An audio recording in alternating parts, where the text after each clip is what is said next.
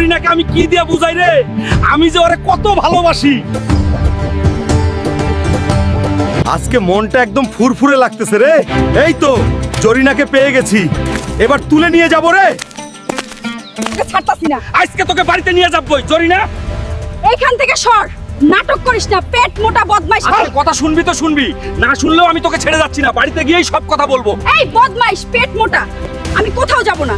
তুই যাবি না, আজকে তোকে নিয়েই যাবো রে জরিনা, পালানো কোনো সুযোগ নাই। এই বদমাইশ মোটা, আমাকে নামিয়ে দে, আমি তোর সাথে যাব না।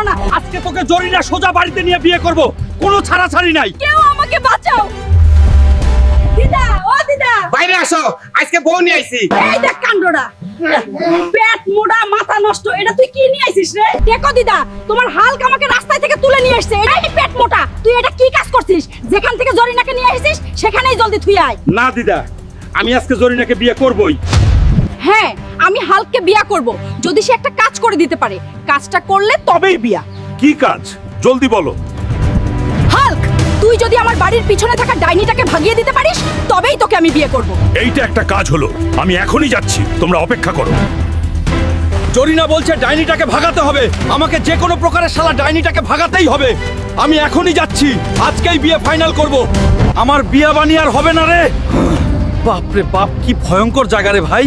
আগে যাই, দেখা যাক কি হয়। তুই এখানে কেন এসেছিস রে হালক? মরতে নাকি? ওই ডাইনি, এখান থেকে তোকে দাঁড়িয়ে দেওয়ার জন্য এসেছি রে।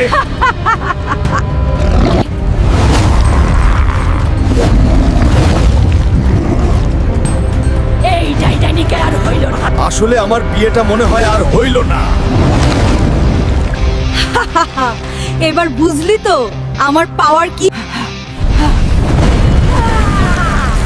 আমি আবার আসবো রে ডাইনি, এখন আগে জানটা বাঁচায়া পালাই। তোমরা সবাই চ্যানেলটা সাবস্ক্রাইব করে রাখো। আর এই ভিডিওতে একটা লাইক দাও। আমরা পার্ট 2 নিয়ে খুব শীঘ্রই আসবো।